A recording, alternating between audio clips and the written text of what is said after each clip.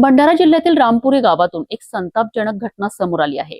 19 वर्षीय तरुणीला कथितरित्या बेदम मारहाण करण्यात आल्याचा आरोप असून गंभीर जखमी झालेल्या पीडितेला अद्याप न्याय मिळालेला नाही। धक्कादायक बाब म्हणजे इतक्या गंभीर प्रकरणात केवळ एनसीआर नोंदवण्यात आल्याचा आरोप होत आहे। नेमकं काय आहे संपूर्ण प्रकरण बघूया।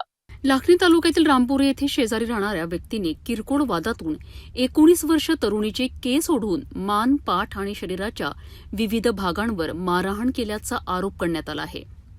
या हल्ल्यात तरुणी गंभीर जखमी झाली असून तिच्यावर खासगी रुग्णालयात उपचार सुरू आहेत।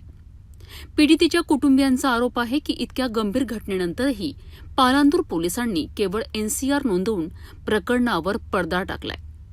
आरोपी अद्याप मोकाट फिरत असल्याने नागरिकांमध्ये संताप व्यक्त केला जात आहे। कुठे राहतेस?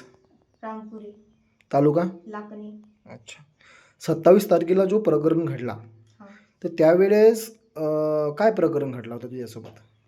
मी फक्त वायर कार्ड म्हणाली गेली होती त्याच्याकडे, तर अच्छा. त्याने मला मारायला धावली ना, ती गच्ची हात पकडूनसाठी मला मारलंय, 2 थापडा येती मारला ना। मी म्हणतो थांबर, आपल्या बहीण आपल्या आई जेवण सांगत आहे, तर मग आणखी जोरात पकडला ना, आणखी खालता आपटला। अच्छा, कुठं खालता? केसांना पकडून आपटलं की मानेला पकडून आपटलं? ती केसाला धरून फक्त आपटले। अच्छा, काय नाव आहे त्या आरोपीचं? शिरधर मेसरा। हा आरोपी तुमच्या घराच्या शेजारी असतो का? हो।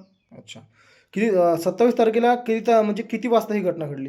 4 म्हणजे सायंकाळच्या दरम्यान। हो।